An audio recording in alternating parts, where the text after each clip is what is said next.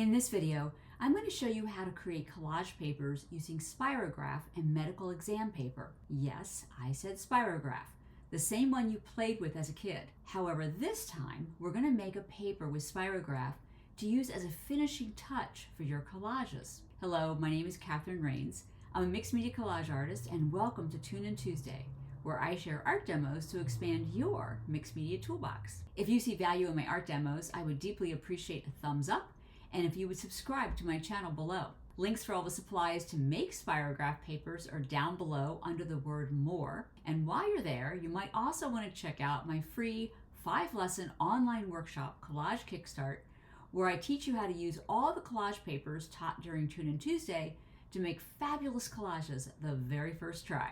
So let's get into creating stunning finishing touch papers using two types of spirographs.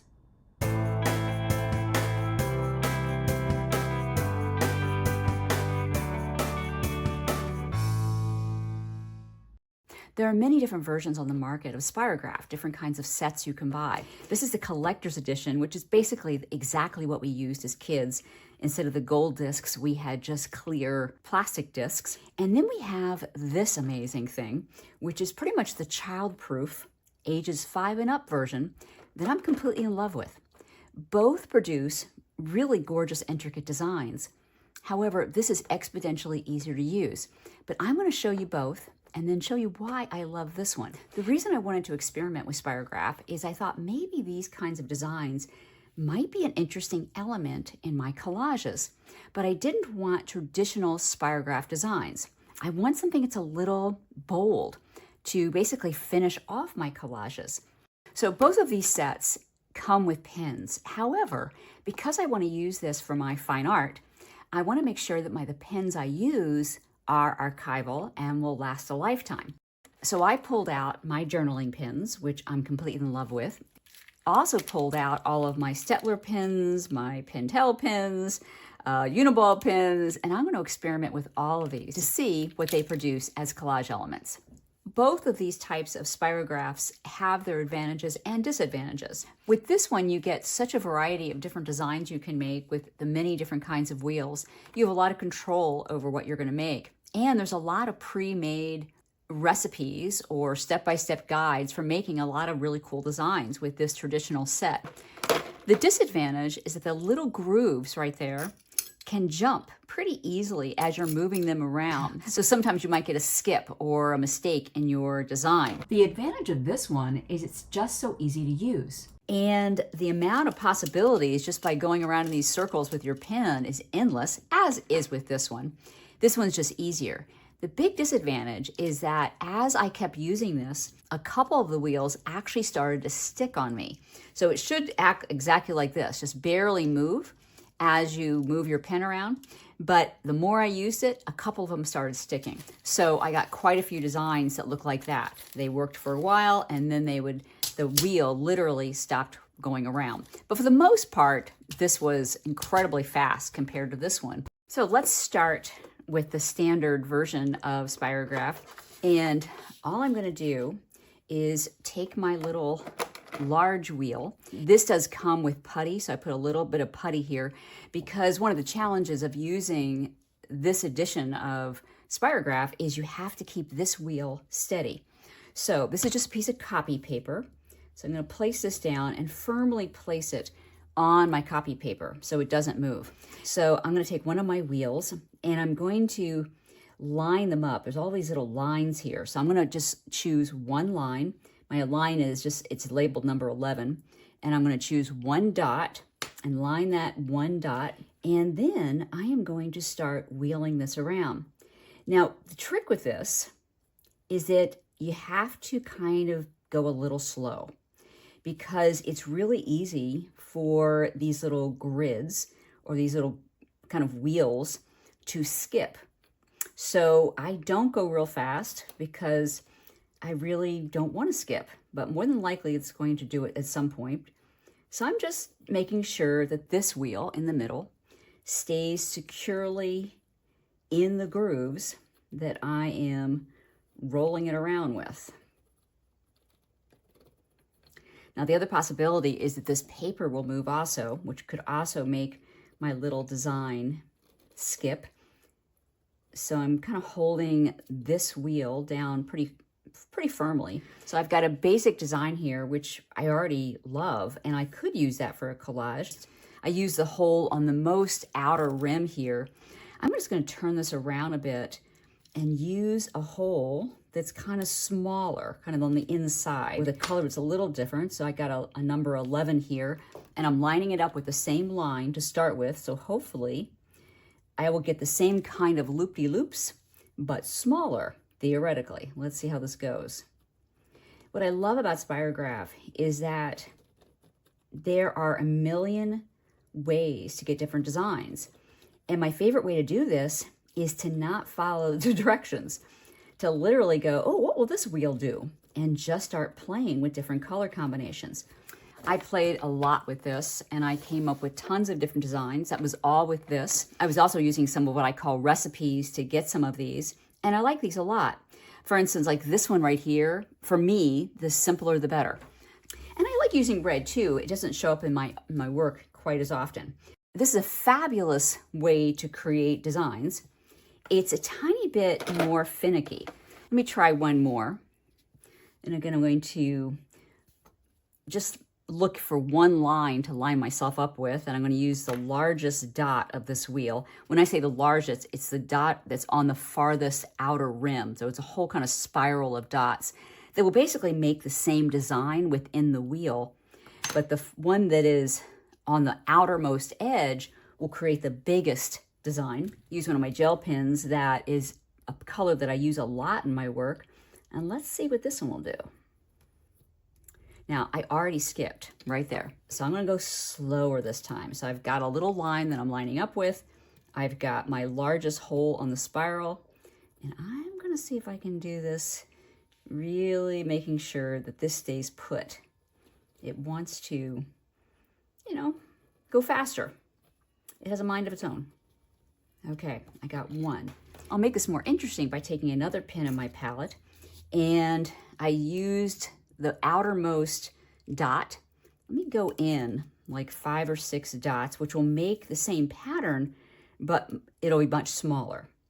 So let's see what will happen if I use a much smaller one. And I'm lining it up with the exact same line as I did before. So hopefully the designs will line up. We'll see. And really, if I just go slow, for the most part, I won't skip. Oh, and I think that is absolutely gorgeous. Particularly like this little middle part here. And because I cannot leave well enough alone, take one more color, and I'm going to do the one of the most innermost dots here. Again, line it up with the same little bar here. So I could use these in my collages, literally cut a circle around them. However, once I started working on this, I realized, wouldn't it be cool if I did this on tissue paper, so that the white paper actually kind of melted into my collage. If you watch my video on the best tissues to use for collage papers, I showed you how to use medical exam paper along with many different types of tissues. Medical exam paper is very strong. It acts like a wet strength tissue paper. When you glue it down to something, it basically melts right into whatever collage you're working on, but whatever design you put on top will stay. So it looks like you actually made the design on top of it. So I cut this paper into a lot of little sheets that basically fit this wheel. So I got some painter's tape to hold down the medical exam paper so that it won't move when I'm making my design. And now I put my same wheel on. My little putty is still there. I'm going to randomly pick another wheel. No idea what this is going to do. I'm going to use a black pen this time because that's a nice standard color for a lot of my collages. It's a nice neutral color. All right, so it's my first design. And I want something that goes in the middle. So I'm going to just swirl my little disc around and take another dot. And I love that. Very simple. Now I can use this tape again. I'm just going to put it off to the side. And now I've got a design that is basically see-through. And let's try this one more time, but with a bolder pen. I'm putting a piece of paper, copied paper, down on my table first, then my piece of medical exam paper, because if I use a pen that has bolder ink, there's a chance it'll bleed right through to my table. And I don't want it to do that. So let's put that right here. I've got a Stettler pen, a pigment liner pen. It's 0.7. Okay, so far so good. Now I could change wheels at any time, but let me do one more with this wheel. So try this one. I have no idea. I'm totally experimenting live on camera with you. Oh, I love that. I kind of want something in the middle. I'm not sure how to do that. I know what I'm going to do. I'm going to use the same big wheel. I think I've got it all done. I love. These two were made with just a standard Spirograph kit, and I like them a lot. They take a lot of time and care to make, but I think that's absolutely beautiful. So let's move on to what I call the child's version of Spirograph, and I'll show you the difference. With the child's version of Spirograph, you get this 4-section wheel. It's actually 5 sections. You also get a set of pins, but again, I'm not going to use those. So I've got a piece of medical exam paper here, and I'm just going to take one of my wheels just randomly. So let me take this one. And in this case, I don't have to use any putty to push this down with, because the weight of this will actually keep it in place. I'm just going to lightly hold on to this. I can pick any one of these shapes. So let's say I'm going to pick this one. And you just start moving the pen around. And there's no skipping, because this doesn't have a little groove that I am going around in. Instead, I am just pushing against the actual hole, and it is making the design foolproof, basically. Push that up. Look at that. Now, ideally, I don't want to actually pull that up, but I wanted to show it to you. So I'm trying to line that back up as close as I can. Now, I can take any other hole that I've got here and make another design around it. So let's try this oblong one here. Love that. Now let's put something in the middle. Now this little middle gear is really good for that, I found. Just pick any of these center things and see what I can get. Absolutely love that. Okay, let's try another one of the wheels. And I've been dying to use my Uniball gel pen. I'm just dying to see what will happen with this really big shape. Okay, this is like, all right. So you just trace around it. And what happens is the wheel itself naturally moves, and you just keep tracing as you go around. Oh my goodness, this is so cool. Oh my gosh. I had no idea that's what was going to happen here. Love it. Now, the center is becoming a little bit tender. If I kept going, like if I put another round of ink on top of this with another wheel, it probably would rip. So I know to stop right here. So let's do this big one right here. I mean, really, I want to do every single one of these and see what happens. Now, I don't know if you can see this, but I've got a beautiful design going there. I could easily stop right there. But why stop when I can just see the entire design? Very cool. Now, I'm getting kind of impressions here because I'm using a pen with heavy ink. This could be a piece of collage paper. What's interesting about this tool is that the size of these little shapes don't really indicate what you're going to get as a result. So that adds to the mystery, you know, of like you just pick one and start swirling around and you end up with something pretty spectacular. Okay, I like that because it's very bold. I'm going to move to a pen that's a little bit thinner, and I'm looking now for a design that's going to go inside of that boldness. And again, I have no idea what is going to happen.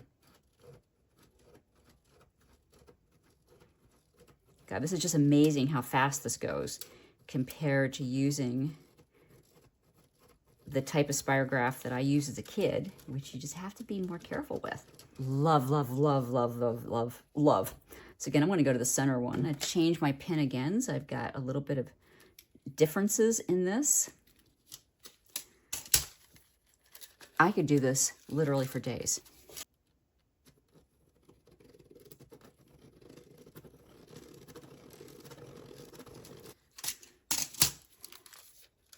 Wow. After a couple very happy and meditative hours of making these beautiful papers, I have got quite a boatload of these. Now, I made them mainly in blacks and whites and neutrals, although I did do a few in the colors. But the reason I like them in the neutral so much is they make a gorgeous finishing touch to many of my collages. Let me give you an example. So these simple collages have a little simple element on them that are basically a piece of tissue that I've drawn on. And I've done that with many collages. This is a piece of gold tissue paper placed on my collage. Another black, another black. So these just create the illusion that something is floating on top, like I actually wrote that on top, when actually it's a piece of tissue paper, which is the same thing I could do with this. I could literally glue this on top of my collage, and it would just create a nice little finishing touch to the collage without showing all of the tissue. So let me show you how one of these would look in a real collage. I have an old collage that I thought maybe I could improve by putting a piece of tissue on top. So this is a neutral tissue. So for me, anything in gold, silver, or black pretty much is a neutral. So I could place it right there. I could also place a black there. Either one of these would work. Actually, that might be really interesting too. What I'm going to do for any of these papers is put some workable fixative on it, because there's a chance that it might bleed when I add some matte medium to it. I've already tested this one and I discovered it would bleed. There's just the kind of pen it is. Now, I think this particular pen would not bleed, but just to be safe, I'm going to put a coat of workable fixative on anything that I add in tissue on top of here. Before I do anything, I'm going to roughly cut around the edges here, because I'd rather not have all the extra tissue on my collage. And I'm going to hang this off of the collage. So I've got some matte medium, which is basically just a liquidy glue. It's kind of like a white glue, except it's archival. I'm going to spread that out and then place my little piece. Kind of like to have it a little off center. Or do I want it down there? I think something like that. And then I'm going to put some matte medium on top. It just helps to get the bubbles out and to really seal it in. Now I'm just going to lightly get any bubbles out with my fingers. Now I'm going to let this dry, but this part will get cut off. Now at this moment, you can see a little bit of the tissue, not much. So I have two choices here. I could take an X-Acto knife and scrape some of that extra tissue away, or I could just live with it. It doesn't show it all right here. It doesn't show it all in the middle. It's just showing right here is a little bit of contrast. But let's wait till it dries and see how much it actually shows, because right here, you barely can tell it's there. This is now dry, and it's very hard to see the tissue paper.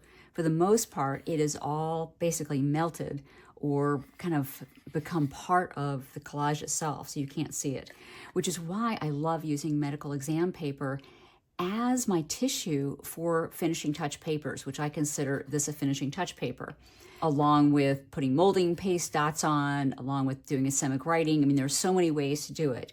But using Spirograph on top of tissue, in this case medical exam paper, is really a great way to add a finishing touch or kind of a pop of interest on a collage. It's one of my favorite ways of doing it. So I had such a blast making these. Now I can't wait to experiment with putting these as a top layer on many of my collages as I make them. I hope that you find these very useful to use in your collages as well. To learn how to make many more types of collage papers, check out the links that are about to appear right here. And be sure to join my free 5-lesson online class, Collage Kickstart. The link to sign up is under the word "more" below. And if you haven't already subscribed to my channel, I would be deeply grateful if you would. And I'll see you here next week for another Tune In Tuesday.